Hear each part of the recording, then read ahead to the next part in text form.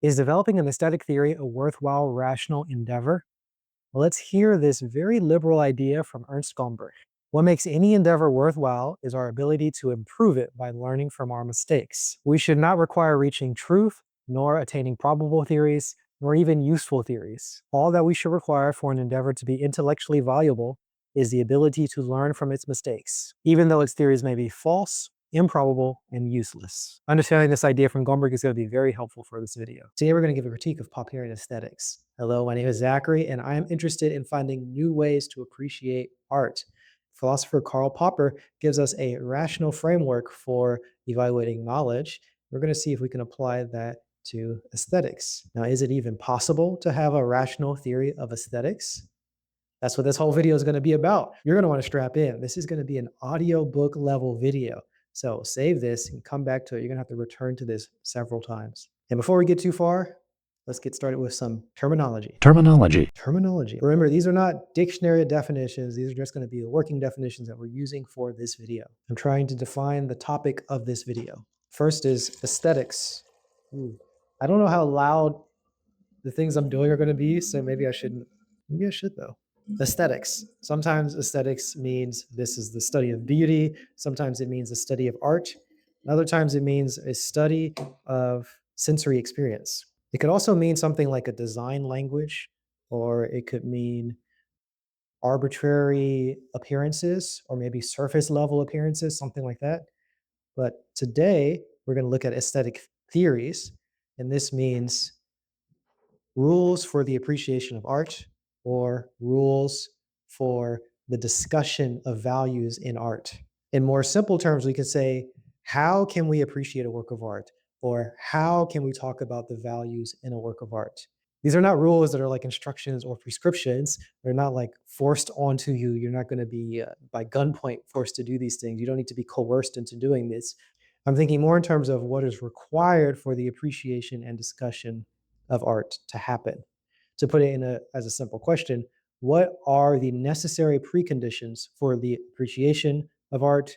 What are the necessary preconditions for the discussion of values in art? Our next term is critique. Critique, it usually means finding a problem with something, a theory. Today, we're going to mean something a little bit more specific, which is presenting an alternative theory. So showing what's wrong with something is not a critique in the language of this particular video. When you find a problem with something, you're really just clarifying the area of applicability of that theory. That's how we're going to be seeing it today. But in order to present a critique, you specifically need to have an alternative theory, and presumably that alternative is going to apply in a wider range of situations or have fewer issues. It could be a totally different theory. It could be a variation of the original theory, or it could be the complete removal of the theory, but it just has to be some alternative. Don't worry, nobody else in the world uses this language, this word in this way. I am the only one who's using this word, and we're only doing it for this video. So just use it for this video. The last word is Popperian. Of course, this is in reference to Karl Popper. He's a philosopher of science, and he mapped out a epistemology. This means rules for the understanding of knowledge, rules for the discussion of knowledge. His epistemology is a more general version of the specific scientific methodology. And this is a description of what is necessary for knowledge to grow. To reiterate what I mean by rules here, these are not instructions. These are just the necessary conditions for something to happen. So in epistemology, this is a theory of knowledge. We can phrase this as a question. What is required for knowledge to grow? And our Popperian answer is going to be all knowledge grows through the method of trial and error. So to have a critique of Popperian aesthetics, we need to apply the framework of Popperian epistemology to the appreciation of art, and then provide alternatives. And once we have those alternatives, we can then compare them. So I will be looking at a few theories of aesthetics from several Popperians. We've got Ernst Gombrich, we've got Sheldon Richmond, and we've got Tomas Kulka. After we see those, then I will bring in a modernization of Popperian epistemology from the elaborations that have been created by David Deutsch. And using that, I will create a new aesthetic theory, compare it to those other ones, and hopefully correct their errors. The main questions that we want to ask are, can we have a rational theory of aesthetics? Can we have rules for the appreciation of art and discussing its value?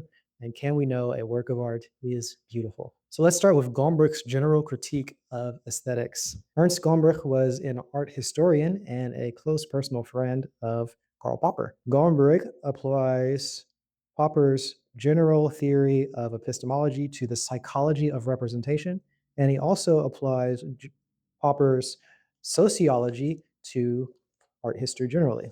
However, when it comes to aesthetics, which we mean rules for the appreciation of art and rules for the discussion of values in art, Gombrich rejects Popperian approach. In fact, he rejects all approaches. He generally rejects aesthetics. Can we have a rational theory of aesthetics? No. Gombrich believes that all appreciation of art depends on cultural background knowledge and personal knowledge. He also thinks that there can be no rules for controlling or replacing or ignoring any of this cultural background knowledge or personal knowledge. So there can be no rules for the appreciation of art. In addition to that, if you even did have a rule-based system for appreciating art, you're always going to have some problems with it. You're always going to get some things wrong. And in order to reform those problems, what you do is you appreciate works of art without following any rules. And so the rules would have been superfluous. And it makes more sense for us to replace any system of rules for appreciation of art with a empty set, an empty system, a system that has no rules. Another way of saying this is that there is no regularity for how people come to appreciate art. For example, if I, as a rule, think that appreciating a painting comes from recognizing the objects in the painting, then I would wrongly undervalue and neglect all impressionistic and expressionistic and even minimalistic paintings. This is because they do not match the rule of recognizing objects. Only when I ignore my rule will I be able to appreciate some impressionistic painting, and then perhaps I could update my rule. But if I could appreciate it without any reference to rules, that shows that the rules are all unnecessary. And so it is best to not have any system of rules. On top of that, it gets worse. You can only discuss values in art if you have the same background knowledge. So if you have different background knowledge, there's no possibility of understanding. Two people have different background cultural knowledge or background personal knowledge. There's no way to understand what each other means when they're talking about the values that they appreciate in a work of art. Because there's no reliable way to check if you have the same background knowledge, nor any reliable way to create the same background knowledge, then there could be no rules for discussing art either. For example, if I'm watching a classic movie from the 1950s in Japan, like Ikiru, one of my favorite movies, it's about Japanese life, work culture, and love. And if I'm watching this movie, I don't have any framework for understanding it. This is because I don't know anything about Japanese culture from the 1950s. And it would be impossible for some Japanese obasan, some grandma, to tell me enough information to gather that background knowledge. They can't just tell me enough to really capture it all. No one would ever be able to articulate all of the relevant background knowledge. And most of it, anyway, is inexplicit. It's all just in the bones, you know what I mean? So the experiences that create the background knowledge are all inaccessible to me. So any Japanese grandma who was alive in the 1950s would be able to see more value in that work of art, this movie, than I ever could. And it would be impossible for that person to convey that value to me. So there is no possibility for artistic value, the discussion of artistic value. It gets even worse. On top of the even worse, of course, if you are an artist, there's a big difference. Like there's a Japanese cinematographer from the 1950s who's going to understand the film language of Japanese movies in a way that the Japanese grandma is not going to understand. There's going to be historical and artistic context that's going to be completely missing and inarticulable. So there is really no person who has all of the correct experiences to see all of the value in the movie. And since there's no one person who could do that, nobody could even determine if the movie was beautiful or not, because you can't evaluate the beauty of a movie without having all the value. So you can't determine the value, and you can't discuss the value even if you could. Can we know a work of art is beautiful? No, we can't know a work of art is beautiful. And even if we could know a work of art is beautiful, we wouldn't be able to talk about it. This serves as a general critique for all possible aesthetic theories. For Gombrich, the superior alternative to every system of aesthetics is to not have a system at all. There are no rules and no regularities to the appreciation and discussion of values in art. It is important to note that Gombrich does not think that all aesthetic values are relativistic. He does believe that aesthetic values are objective and autonomous. They can only be grabbed at by experts, and you have to be an expert in the subject matter of the work of art. You have to be expert in the context, the historical context of the work of art. And only all of that can give you kind of a nudge at being able to kind of appreciate the work of art. And even still, if you did that, you could not tell anybody else how you appreciated the work of art. And there's no there are no rules even to become an expert. There's no way to become an expert in any work of art because you don't know what aspects of life are relevant to the work of art. So the only possibility is to submit to an authority, if there is an authority, and just absorb all of their inexplicit knowledge, and then you can become an expert yourself. It is possible, but again, there's just no rules. There's no possible rules for it. There's no way to test it or evaluate it or know if somebody else is an expert. None of that's possible. So, what do you think of Gombrich's rejection of all theories of aesthetics?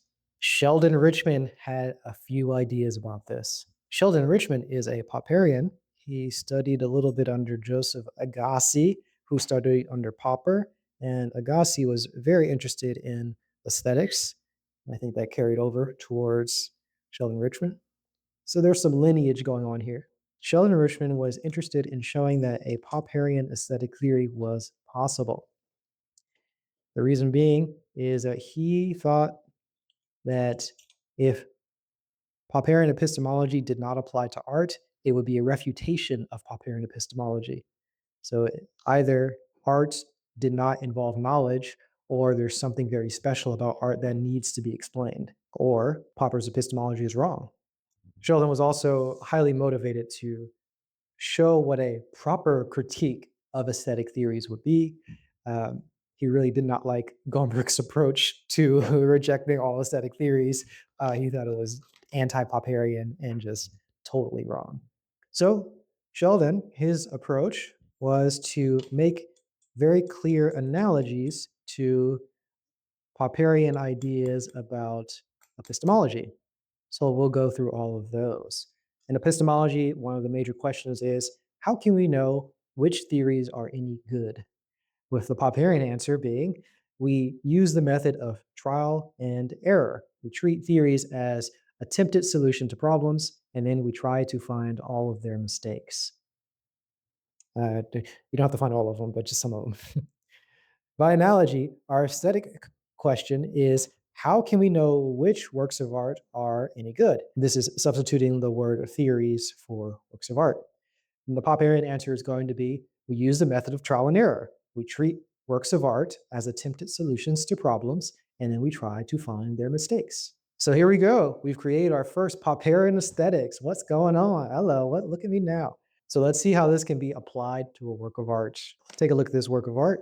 This is an image by Thomas Cole. I'll give like a rough idea of Thomas Cole's problem situation, just the life situation he was in, but more specifically, the problem that he was trying to solve with this work of art. Thomas Cole wanted to create a dramatic yet simple landscape of a well-known scene. Simple enough. Now, all we have to do is to find his mistakes, if there are any mistakes in this. But what even constitutes a mistake in a work of art? Ah, ah. Setting aside any clean criteria, let's just try to move forward and think about it vaguely. If we treat this sketch as a theory for solving the problem, we can find its errors. The sketch captures the shape of the river, but it fails to capture the atmosphere. It fails to solve the problem of drama. It's not dramatic. It may even fail recognizability due to the lack of detail in the mountain regions and the plains. You can really kind of not tell the difference between these things. You kind of have to look really closely. And let's just leave it there. Simple enough. With all that, we can notice that we have rationally appreciated and discuss this work of art. We have very simply described the problem and whether or not the work of art solved the problem. So the question of, can we have a rational theory of aesthetics? Sheldon answers yes.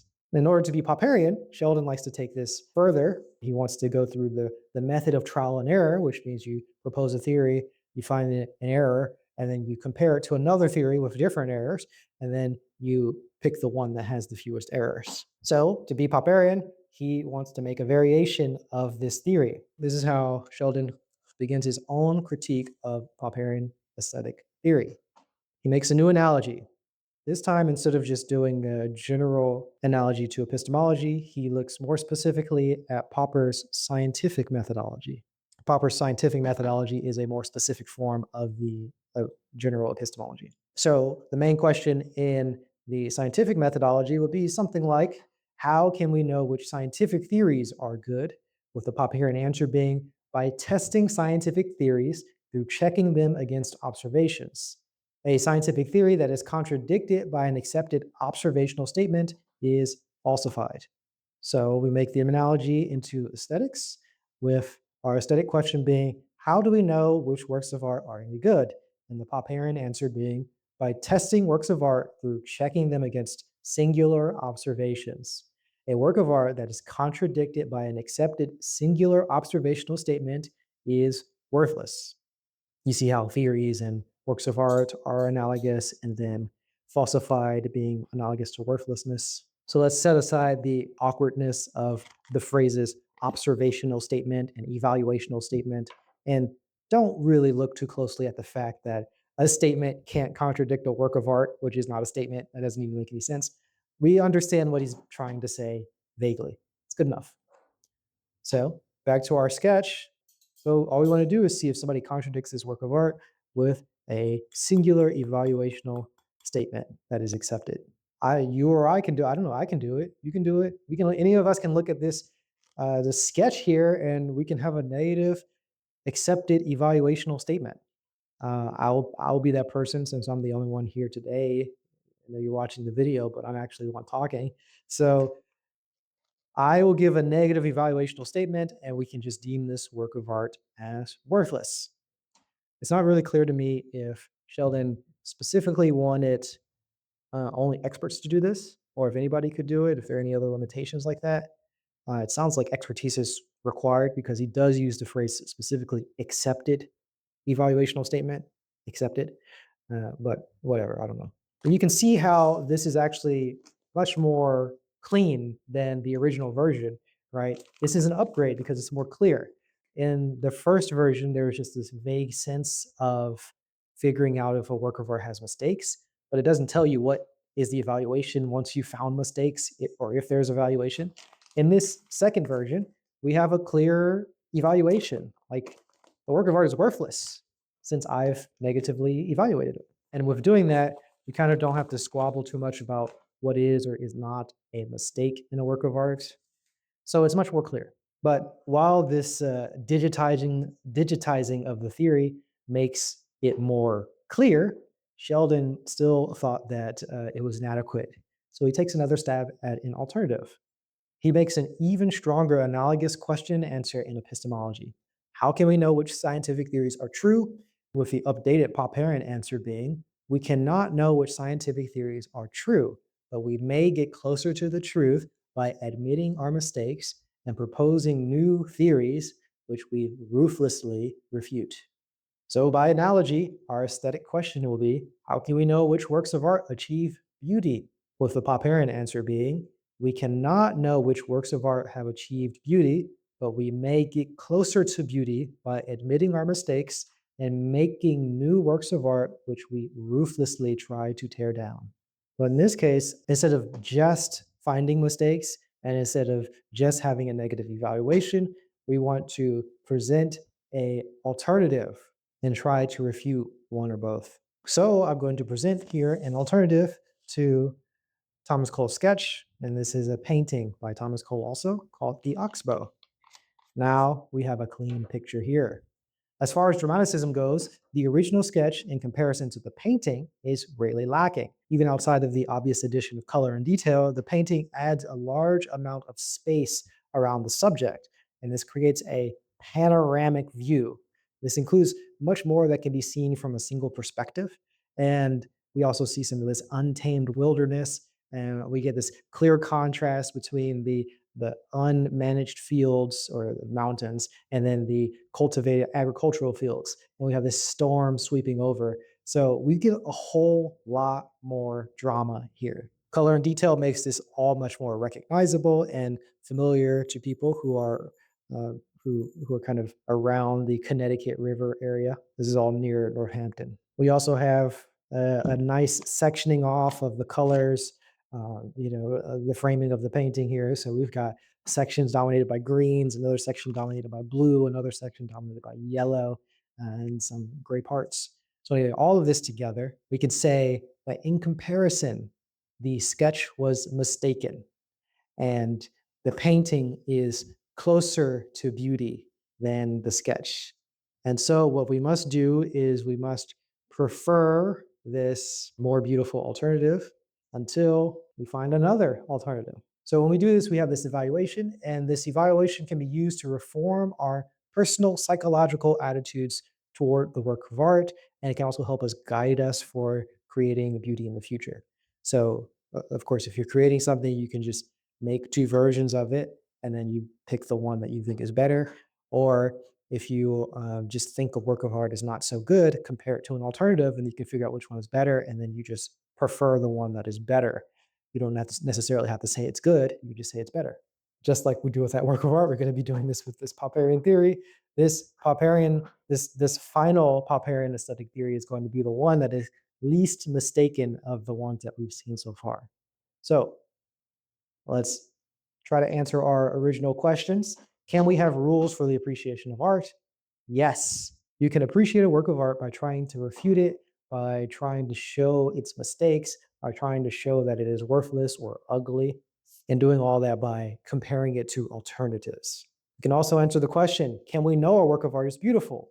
And no, we can't know a work of art is beautiful. Following Popper's fallibilism, we can never achieve beauty, but we can always remove our errors. As was stated earlier with the first quote in this video, the sentiment that we quoted from Gombrich earlier was that the only thing that makes a theory worthwhile is our ability to learn from our mistakes. It seems like we're doing that right now. We've made a way to learn from our mistakes from our past aesthetic theories. So it is indeed possible to create a rational aesthetic theory, a worthwhile intellectual pursuit is making this aesthetic theory according to Gombrich's criteria. I think it'd be great even if we had a little bit of a bonus by being able to show that you can improve this even more, that there's no endpoint to how we can improve this aesthetic theory and that we can have unbounded infinite improvement. Anyhow, this exercise from Sheldon is also a demonstration of what a proper critique is. As I said earlier, you need to have alternatives for a critique. And that means that anybody independently can critique this aesthetic theory by proposing an alternative and comparing the problems of those alternatives and seeing which one is less mistaken. In that way, you can start the infinite progress, can start the process of infinite progress for creating a aesthetic theory, specifically a Popperian aesthetic theory. So how do you feel about this process? Do you think that we actually chose the best theory out of those three aesthetic theories? Can you think of an alternative Popperian aesthetic theory? Tomas Kulka had a slightly different conception. Tomas Kulka was a student under Karl Popper, and he was a Popperian, and he was also very interested in aesthetics. Of course, that's why we were here with him. Thomas took the principle of falsification, Popper's principle of falsification, also called refutation, and he applied this to art in a very simple way. Popper's principle of falsification is used to distinguish science from pseudoscience or non-science, usually just thought of non-science. The simple way of saying it is that a theory that is not falsifiable is not scientific. So we want to bring that into aesthetics. When we do that, we set a work of art as the standard, and then we have alternatives or variations to that work of art. And this has to be done such that the change in the work of art does not destroy the general perceptual gestalt. So the alternatives are compared to the original, and then the standard of refutation is the original work of art. So this means that, to say this in more simple language, the changes are made so that the overall vibe of the work of art is the same, but you can appreciate it more or less. Now, I want you guys to do understand that I am being a little bit vague here. According to Tomas Kulka, you can't really formalize this process. You can't formalize the criteria for what alteration does change the perceptual gestalt or which does not change the perceptual gestalt. It all depends on style and context and artist intent. So there's going to be a little bit of vagueness here. The original unaltered work is compared to the alternatives, and then we classify which ones are better or worse just using our immediate perception. And he defines this aesthetic evaluation. He calls it intensity. This is the number of possible meaningful alterations which make the work of art either better or worse. And this is divided by the number of possible neutral alterations, which of course don't make the work of art better or worse. Now note that if you have a work of art that has very few neutral changes, then it is extremely intense in this terminology. And if you have a work of art that has very few meaningful alterations, then it has very low intensity. So for Tomas Kulka, a maximally intense work of art has no possible neutral changes and only negative possible changes. So I assume that the work of art, we always evaluate the best known variation that we have. And once we're evaluating that, there's no other possible positive changes. So only negative changes. And that means that the work of art is hard to vary without making it worse. Anyone who's familiar with David Deutsch will see the similarity of this criteria and David Deutsch's criteria for good explanation. We can think of this as an approximate category. We don't have to get too strict about it, but you can probably imagine that there's always possibilities to find neutral changes or positive changes. But for now, let's just look in the direction of making a work of art that has fewer neutral and positive changes, that they're difficult to find positive changes, and very easy to find many negative changes. So let's take a look at this painting. This is a painting by Arkship. Arkship? I don't know how to say this guy's name. I didn't think about that before I started recording this. So this is a very interesting painting because it has a very, very narrow color palette. There's like mostly only blue. There's some hidden like purple and red, but they're all in the black parts. It's got very high contrast and it has a very, very simple structure with the focus of it being the mountaintop. So if you added any additional colors, that would take away from this like pretty homogeneous color palette, take away from that focus of the blue in the entire painting. The subtle nudge of the contrast with the kind of purple and red tint, like very slightly in those dark places, and bring our attention to that darkness, but only enough to bring our eyes out and then have them come right back to the contrasting bright section. We have this like eye movement that's happening there. If you were to add any elements like a tree or change the framing slightly, it kind of just, you can imagine lots of different ways to throw off the balance and throw off the focus and get rid of that sense of isolation that this painting has. And you can see, based on a very cursory analysis, that there are no neutral or positive changes. There are only negative changes. That means that this work of art is very intense. Going further, Thomas calls works of art that have only neutral changes with no positive or negative changes, he calls those kitsch. In fact, he doesn't even consider it to be a work of art because by this definition, they don't actually fit Popper's criteria of falsification. They can't be falsified. So since it can't be falsified, it's not even art, pseudo art. If you compared any alternative to the original, you would have no different evaluation. So there's no improvement, no refutation. It just fails this criteria. So let's take a look at a kitsch sofa. Now, there's almost no difference in value between any of these variations. Every change is totally neutral. Everything can be exactly replaced. There's no possibility for refutation. There's no possibility for value in this. We just have an object that's not art. And as an aside here, a created all of this with AI images here. So that might be a little bit fun for anybody with an anti-AI art ideology. See how quickly I can make something that is kitsch, and we can't even call it art by this metric. With our overall question, can we have a rational theory of aesthetics? Thomas answers, yes, we can have a rational theory of aesthetics. We just have to look at Popper's criterion of falsification. Can we have rules for the appreciation and discussion of values in art? Yes, we can. We can even have quantifiable values and do some basic arithmetic. As an aside, Thomas Kulka has an even more complicated system. Like he has more things that you can evaluate. I'm only going over one, but he has things like unity and complexity or something like that. He's got other criteria. So we have this formalization of rules. With Thomas Kulka, the answer to how can a work of art achieve beauty? The answer is a Popperian answer, and it goes something like this. You make trial art, you make variations, and you remove all the variations which are worse than the best known variant. What we are left with is the most beautiful work of art. And he carries this on with a sort of artistic demarcation problem, which we've talked about. How do you distinguish art from non-art, or how do you distinguish art from kitsch? With the Popperian answer being, if an object cannot be improved nor worsened while keeping its general perceptual gestalt, its overall vibe, then that work of art is kitsch, or then that object is kitsch. It is not a work of art. So, how do you feel about Thomas Kulka's formulation? Do you think it's important to bring in arithmetic to artistic discussions or aesthetics? Do you think that it is good to have a clear demarcation of art from non-art? I always personally feel quite squeamish around any ideas about using math or arithmetic in artistic evaluations. And I really don't like this distinction of art from non-art.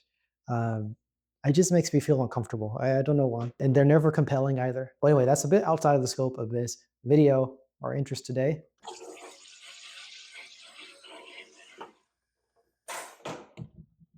We do want to look into all the things that they've gotten wrong.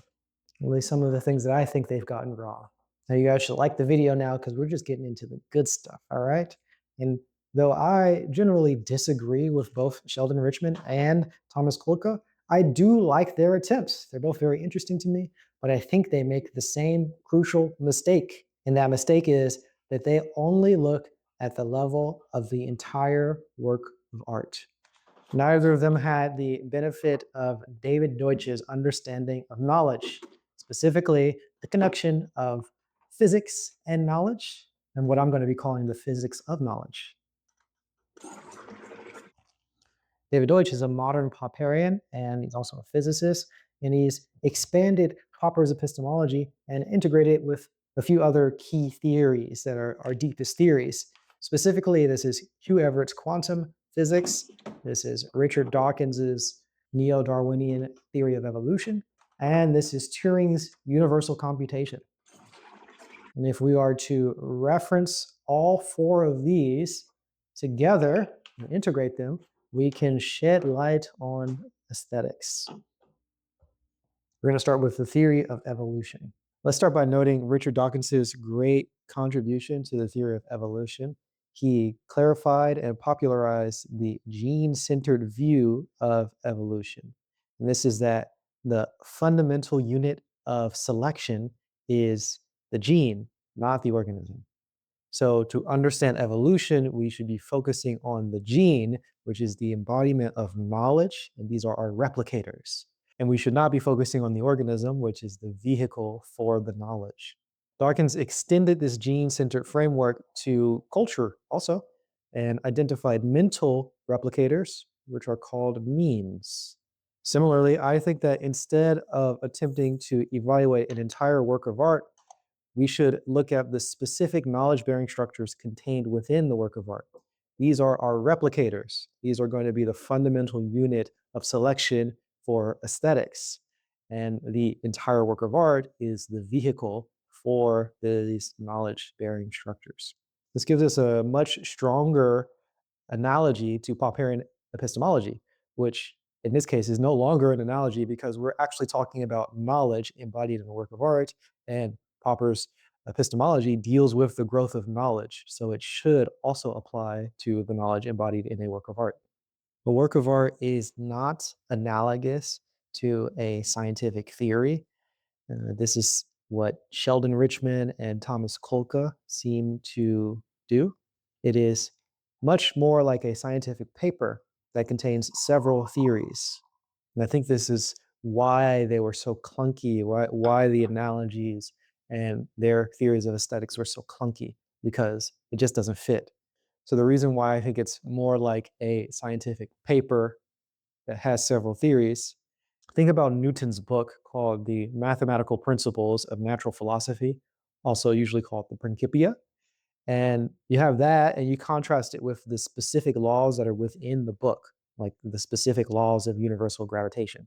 So a lot of the book could be changed or removed, or some of the specific wording could be, altered, and that doesn't have any effect on the main thing that we care about with the book, because all we care about is the knowledge embodied in the work, which is highlighted only in certain sections, which we call the law of universal gravitation. As long as that's preserved, we don't really care about whatever happens in the rest of the book. The important thing are the theories that are replicated into the minds of scientists. And then we also want those theories to be embodied in technology. And then we want to create the possibility of future theories to build upon those theories. That's what we care about. But the whole book, we don't need to evaluate the whole book. So the work of art is like that type of thing, like a scientific paper or like a scientific book. It contains several theories, and those theories are the structures that embody knowledge, and they can be replicated into the minds of people. They can be replicated into other works of art, and they can be replicated in future theories, like more theories of beauty, like other knowledge bearing structures, as in other knowledge bearing structures in works of art can depend on the knowledge bearing structures that we create today. So it'll be worth going into some detail about what I mean by structures embodied in a work of art. It's kind of broad. For example, a painting has visual elements arranged in the image. There are arrangements which could be noticed, and those arrangements could be copied in the minds of the audience, and they could be copied into future works of art. There was, at some point, a first painting that discovered the rule of thirds, right? Now, it's quite common to arrange any image with this structure of dividing things into three sections. And there are many other interesting ways to modify that. Dynamic symmetry is a even more programmable version of a similar concept. I've spoken about that somewhat in my channel here. With this, the structure of the image, they create several different sections that are self-similar, and that is the knowledge. And many different works of art can use these self-similar structures or this arrangement of self-similar structures, and you can modify it in many different ways. Moving away from visual arts, let's go into the narrative arts. This is also commonly understood, like specific stories embody some knowledge. Like, for example, Shakespeare, the tragedy of Romeo and Juliet, there's a structure that is recognized even when it's decorated in different contexts, right? Like I can look at the original stage play of Romeo and Juliet, I can look at the written work of Romeo and Juliet. I can see modern adaptations of it, or I can see movies of even different name, a very different type, like West Side Story, for example. That's recognized as Romeo and Juliet. So there are many different versions that embody the same knowledge because they all have the same specific structure that was discovered by Shakespeare. Even more broadly, stories embody knowledge. This is something that was described by Joseph Campbell in the book, The Hero with a Thousand Faces. So, this is a structure that's commonly known as the hero's journey. And the idea is that this hero has a thousand faces because this hero is the knowledge that is embodied in many different works of art. So, like, you can see the structure of Star Wars, or you can see the structure of The Lord of the Rings, or you can see the structure of The Matrix, and so many different stories because they all share this knowledge. They all have the same knowledge. They're embodying the same knowledge. And finally, I'll just give a few scattershot examples in music. So for music, you can have a chord progression, you can have a rhythm, you can have melodies, you can even have vocal flourishes all of these things can be identifiable and they can become prominent, as in they can show up in many different works of art, different songs. So you have structures like the chord progression or a rhythm or something like that, and it can persist in many different contexts and replicate it into different songs and then replicate it into your mind, as in you recognize it and you remember it. So this kind of just a quick overview, but it should give an idea of what I mean by structures embodying knowledge in the work of art. There's a way to identify the structures in a work of art that are bearing knowledge, and then pretty much everything else doesn't really matter. So that's just the knowledge in a work of art. But let's go even more broad. And I want to go more physical. Let's talk about the physical nature of knowledge. This is something that David Deutsch talks about quite a lot.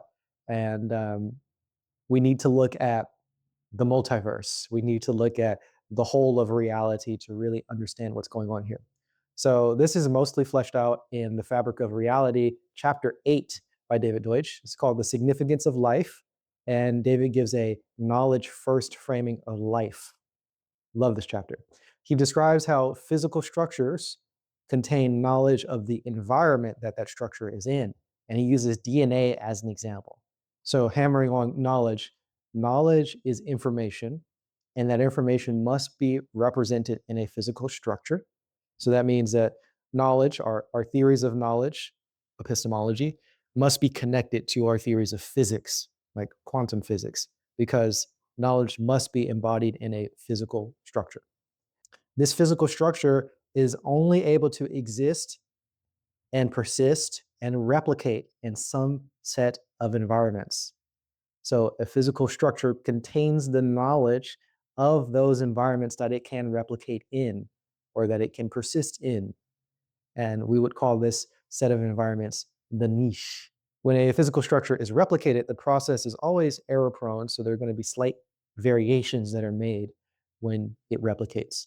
And if a variant physical structure is adapted to a niche that includes the niche of the original plus more, then it contains more knowledge. It contains knowledge of a wider environment or a larger niche than the original. So in epistemology, we would say something like this new structure is closer to the truth. And in aesthetics, I want to say something like this new structure is closer to beauty. But in both senses, it just means that there's greater reach. The niche is larger. If we had some sort of multiversal vision, which we don't have, this will be very trivial to see. So I'll explain this a bit more. If you have any object that partially contains knowledge and partially does not contain knowledge, we would immediately see its structure in the multiverse. This is because it would look like there is an untamed wilderness in one part and a cultivated field in another part, similar to what we saw earlier with Thomas Cole's The Oxbow, where we have a untamed wilderness in the mountains and we have a cultivated agricultural fields on the plains. So to get clear here with an example of a DNA sequence, in neighboring universes, the parts of a DNA gene sequence which do not have knowledge will be highly irregular because essentially a different universes are all slightly different, which means that there are different contexts. And if you have something that does not contain knowledge, it will not work in different contexts. So it'll be highly irregular in different contexts. So that's the part that does not contain knowledge. While you have other parts of the DNA which do have knowledge, they will be highly regular. They'll be the same in different universes because it'll be the same in different contexts. So for example, we have a segment with knowledge, and this segment is TCG, TCG, TTTC. It's going to be the same. If that contains knowledge, it's going to be the same in a very wide range of neighboring universes. While you have another segment that does not have knowledge, and it'll be something like AATTGCTGCC. That's one universe. And then in a different universe, it'll be something totally different. TTGCAGACAC. And then in a different universe, it's totally different again. CGTCACACCA. And you get the picture. It's going to be totally different in many different universes because it doesn't contain knowledge, so it's just going to be varied. And there is a measure here, which I will just loosely say that is more true. If the sequence contains knowledge of a larger proportion of the multiverse, more contexts, then it has larger reach and it is more true or more beautiful. And so, generally, when we're looking at knowledge in this way, we want to look at the reach of the knowledge. We want to look at the niche in which that knowledge can persist, can replicate. But this is not only a measure of like popularity in terms of reach. It's more like reliability because you want to know what are the factors necessary that lead to its replication. And if you know that, that's what makes it, if you have that, that's what makes it more consistent across wide swaths of the multiverse. But it doesn't have to be necessarily with more people. So, more clearly, popularity is just a count of how many minds that a structure is replicated into, while the reliability is a measure of how consistently a structure replicates given the proper background knowledge. So there are actually very many different very many different dimensions of reach. A pattern could be wide-reaching through time, but not through different cultures. So this could have like a traditional artifact or something with personal significance to an individual. In the case, the background knowledge is controllable, but it's difficult to replicate, right? So like I could have something that is a pattern that stays in my mind, but only my mind, and for my entire life, but never to anybody else's mind. That is reach, but it's only one dimension. It's in time. You could have something that's the opposite that has wide reach through a population, through many different people, but not for a long time. It's just like a fad. So the usually the background knowledge is not known. You don't actually know why it it spread throughout the population, but it does. It's kind of uncontrollable, and then it quickly fades, and it's really unpredictable. Another form is that something can be wide-reaching through many works of art, but not actually into the minds of any particular person. So this is very similar, like the thing that was discovered by Joseph Campbell when he talks about the monomyth or the hero's journey. This is something that is within many different works of art, and he goes even through like ancient examples. It's in many different works of art, but no one had explicitly said it, no one had explicitly written it out, or no one had explicitly known what it was. So it was in works of art, but not in any particular mind. And then you can have something that is wide reaching through the multiverse, like through neighboring universes, but not wide reaching in any other sense. So that means that there's some regularity causing it to occur, but it doesn't need to be regular in terms of in time or through other different people. But there's just something that's causing it to occur. And if that something is actually causing it to occur, then it will occur in a wide range of the multiverse. Those are all separate evaluations of reach. Of course, a lot of them are usually related to each other. So we might find a pattern that is wide reaching through neighboring universes, also wide reaching through time, also wide reaching into many different works of art, and also wide reaching through different cultures. That's usually how it goes, all of them together. And the most important aspect of reach is that something can reach in such a way that gives us new possibilities. So future knowledge depends on it. You have a new pattern, and other patterns need to reference that pattern in order to work. So remember the example of music that I mentioned.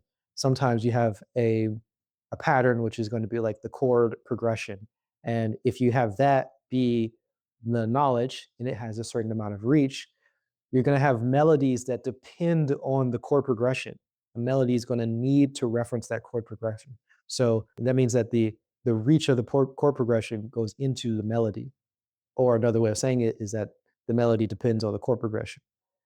Those are both ways of referencing the reach of the chord progression. So generally, whenever I'm talking about this sort of stuff, I'm just going to summarize all of these dimensions of reach. I'm just going to define them all as reach across the multiverse, and I just might just say reach, but they are different. You might want to separate them and talk about them individually at certain times, but I'm just going to call them reach. So hopefully that's an easy jump to see. You can just imagine a work of art across the multiverse, and you'll notice that some parts will be highly irregular, while other parts will be more regular. And in that case, I would just simply call The parts that are regular, I'm going to call those beautiful. And that's because they are embodiments of knowledge. So, this is a good time to mention how I'm using the word beauty. Terminology. I am unfortunately using it in multiple ways because I'm following the usage of the word truth.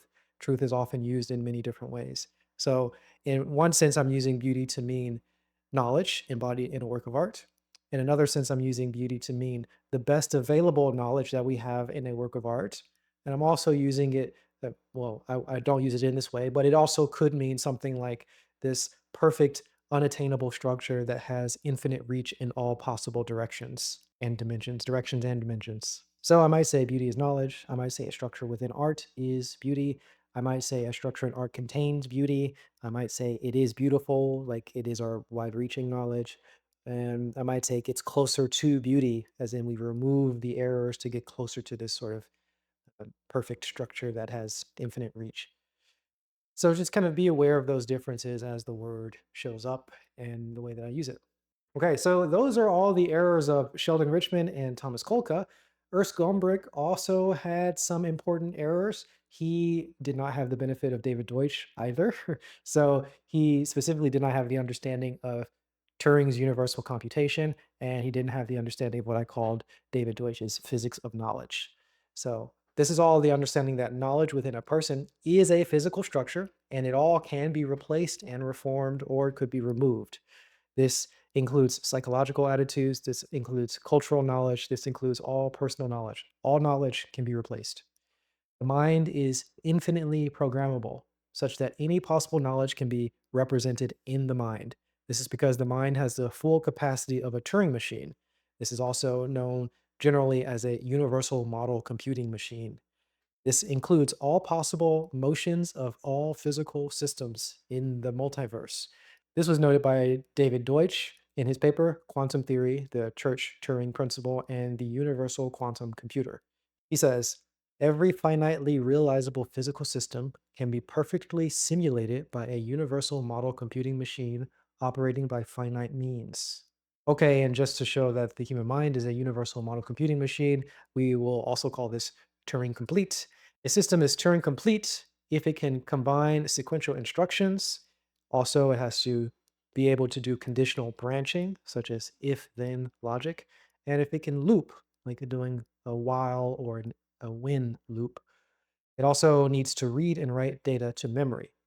So a human mind can do all that, and that is the things that is the capability of any typical computer. All computers can do that. So because of that, it shows that all knowledge in a human can be replaced or ignored because the human has the full capacity of any computer or a universal Turing machine, and a human could have all possible knowledge in their mind.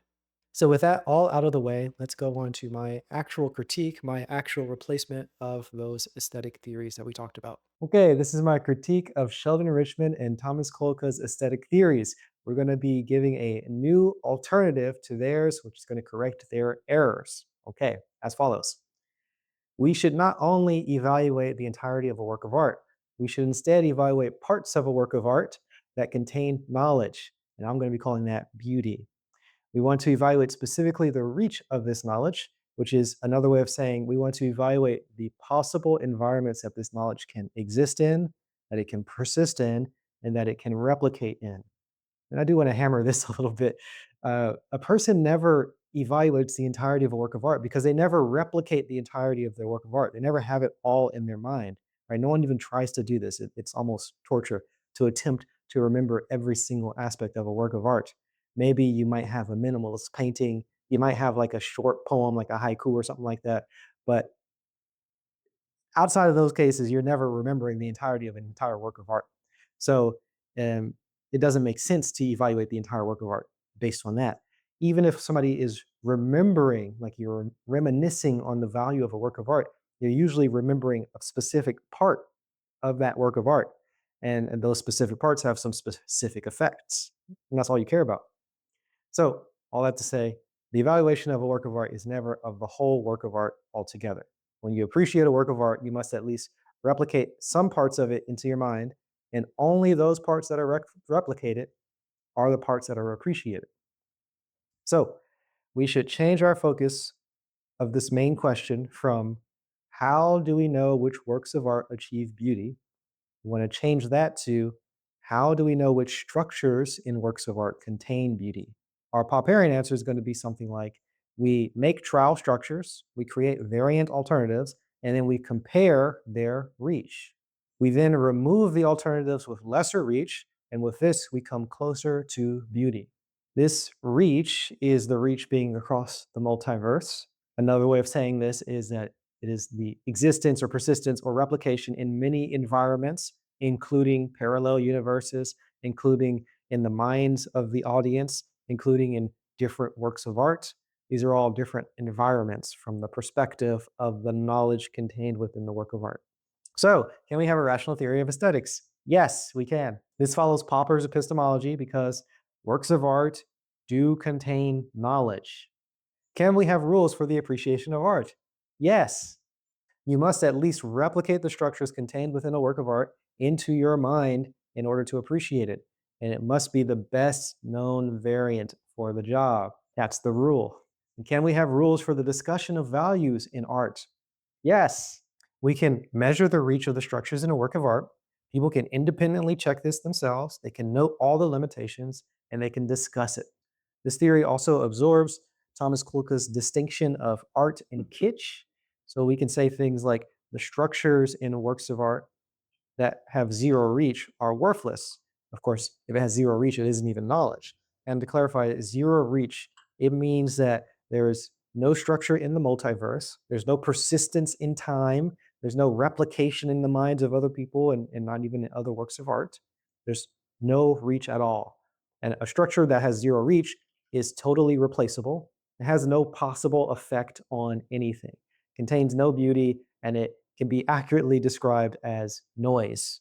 Now, it might be that zero reach is kind of an extreme theoretical category, more extreme than what Thomas had in mind when he talked about kitsch, but it captures the point. Something with low reach is of low value because it has no knowledge. We can also evaluate and understand when a work of art contains no new knowledge and it does not contain our best knowledge. And that, of course, will feel like a dead end because it creates no new possibilities. And then your mind immediately knows a better alternative to everything that's presented in it. It's all replaceable, right? And that's the hallmark of kitsch. It's totally replaceable and it's nothing new. Okay, this new theory also gives a little bit of nuance to Sheldon Richmond's conception, also. So we're going to be seeing evaluations and we're going to be seeing observations as ways to clarify the reach of beauty, of the structures containing knowledge in a work of art. So the thing from Sheldon Richmond earlier, this notion of ruthlessly tearing down a work of art to show that they are ugly or show that they are worthless or whatever, this is replaced by showing the limits of where knowledge can exist. We don't need to ruthlessly tear down a work of art. We can just show what structures are and like show where the limits of the reach of that structure is. In which case, we can show how or where the work of art is boring. Because if the structure of the work of art cannot be replicated into your mind, it cannot be noticed. And that means if it's not noticed, it's boring. So we don't have to say that the work of art is ugly or worthless. We can just say that the work of art does not replicate into this type of person's mind because that person doesn't have this particular background knowledge that's necessary, something like that, which makes it boring.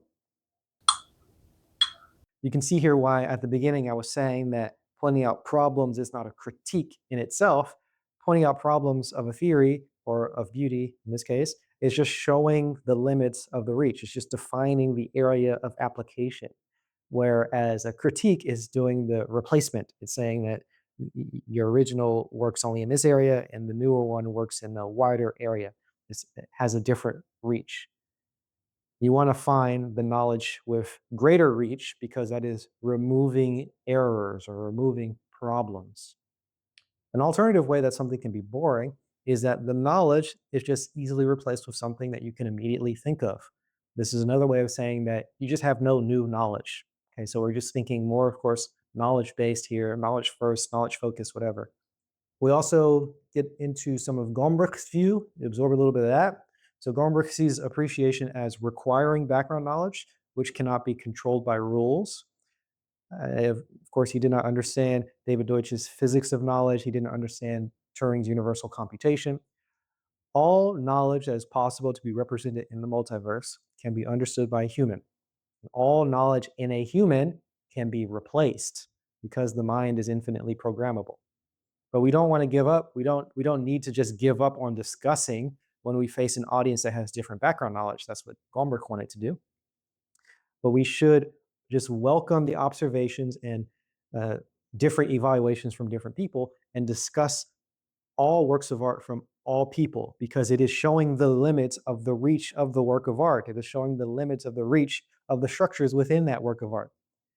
This discussion clarifies all of that. It clarifies all of the knowledge embodied in the work of art. Also, when you discuss these types of things, you can reform your idea of the knowledge within a work of art. Like someone just says, this work of art has a lot of knowledge, and you can kind of reform how you think about it. That can prime you to develop all the background knowledge necessary for it. It can prime you to just look at it in a different way, all those different things. So it discussion can reform your psychological attitude towards a work of art. There's no reason at all to limit this to experts exclusively. In fact, if we had works of art only limited to experts, that means that the reach is limited. Not good.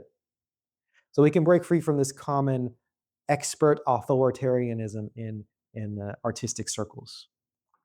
If we're ever in a position where we're saying that the reach of this art is limited to an expert class or to some authority, or it's limited to some specific individual culture, we're just saying the reach is limited to a culture.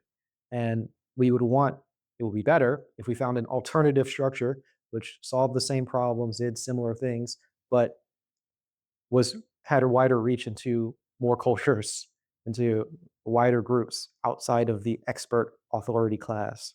And that means when you have a structure that has wider reach, that you are less mistaken and that this structure is more beautiful and it is, of course, less boring, all saying the same thing. So beyond just absorbing the previous conceptions from Sheldon Richmond, Tomas Kulka, and from Ernst Gombrich, we also have some new things that arise when you see beauty and art in this new way. When you have a theory of aesthetics that is informed by David Deutsch's Popperian epistemology and theories of physics of knowledge and all that stuff. So let's go over a couple of the unique properties of my alternative aesthetic theory. With this knowledge first view of art, we no longer limit ourselves to only human emotional expression. We can say that there's a possibility for structures in works of art that can be replicated into the minds of very distant individuals. This includes non human intelligences. We automatically know that the knowledge limited by a specific human experience does not extend to people who do not have that experience. And we automatically know that knowledge limited to human culture does not extend to alien culture or something like that. But we can get into a place where our cultural values or our experiences have been improved so much that they extend beyond the reach of humanity, or they reach beyond humanity. I don't know how to say this. Like we might discover cultural values that are a necessary part of cultures that progress or cultures that persist. And then we can base our art on those, which would mean that the structures that we create in our work of art will reach beyond any human culture into all cultures that persist or all cultures that progress. Also, with this focus on reach, we get away from this old distinction of objectivity and subjectivity. I really don't like it personally. We can see that something with limited reach is a form of subjectivity, kind of, but there's degrees to it. There's different levels to this. So something might be limited to an individual, something might be limited to a family, something might be limited to a culture, something might be limited to a species. Right? All of those are different types of subjectivity. And we also have this understanding of the background knowledge, and we can understand if the background knowledge is unknown, if you don't know what the background knowledge is, you do have like some limited set of people who the beauty, like who can replicate the structure. You just don't know who they are. So that would be another form of subjectivity. It's just like unknown. You don't know what the conditions are that lead to the replication of a particular structure within a work of art. So both of those are different ways of just describing what we generally mean by subjectivity. And objectivity just means that it reaches beyond any particular limitation, something like that. So anyway, instead of getting into those terms, objective and subjective, we can just replace it, remove them, talk about the reach of the structures. And hopefully this gets away from the question of people asking something like, how do you know there's objective beauty?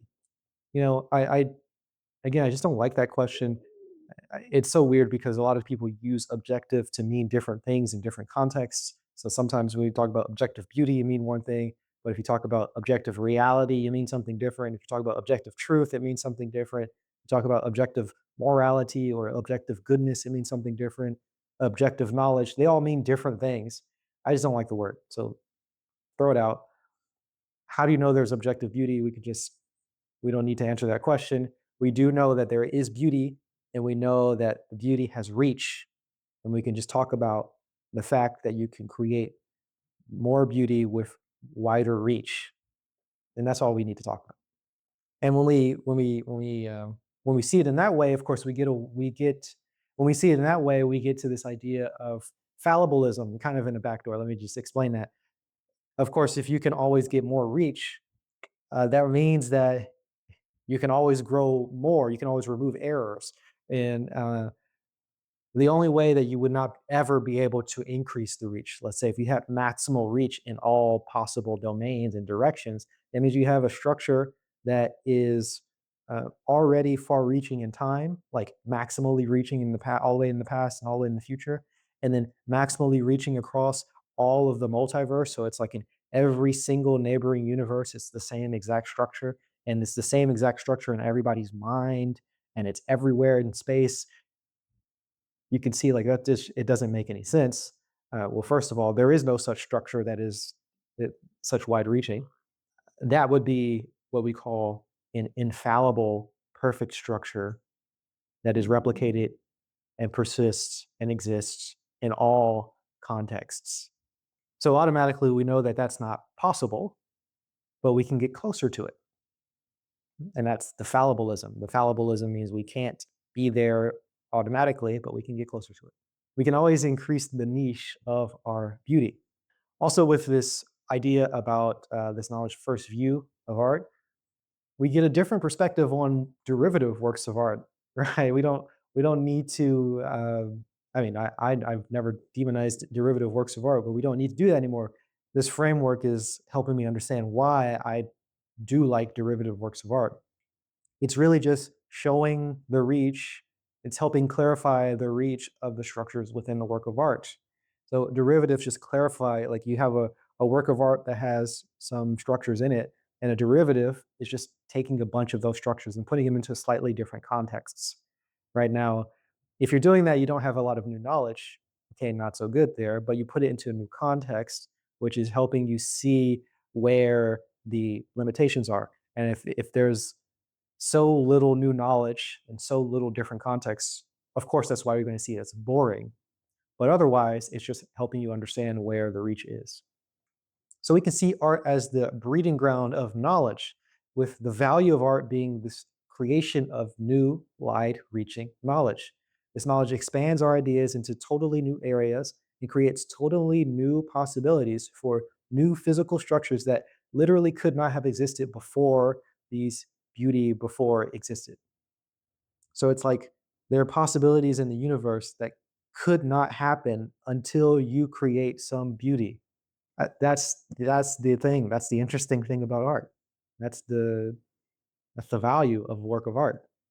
We also ultimately, with this, we can clarify a little bit of our understanding of epistemology, of course, also a little bit of computation and physics, blah blah blah.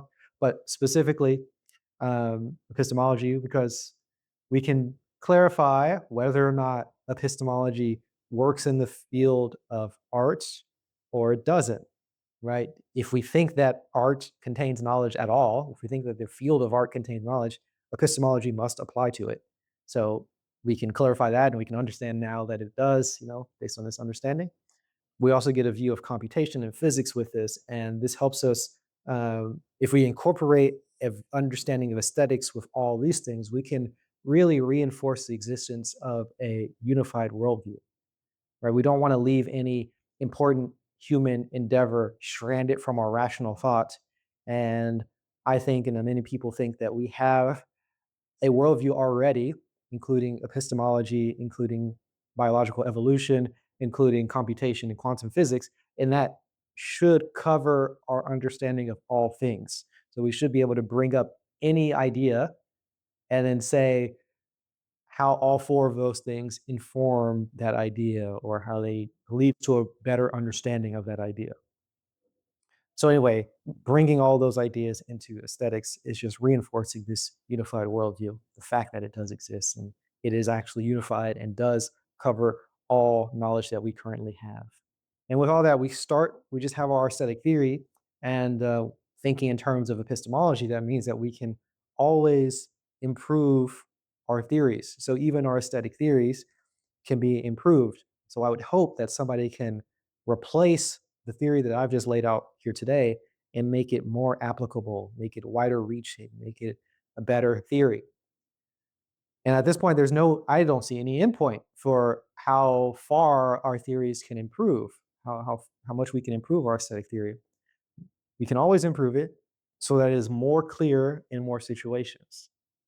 And we want there to be greater awareness for how to appreciate beauty. And that allows us to get to a greater awareness for how we can identify and appreciate beauty. That's all I want. And there are always more ways to correct the mistakes of our aesthetic theories.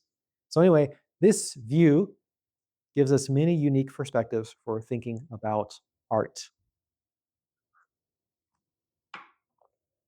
All right, we're going to bring it all home here. We're just going to bring it all together.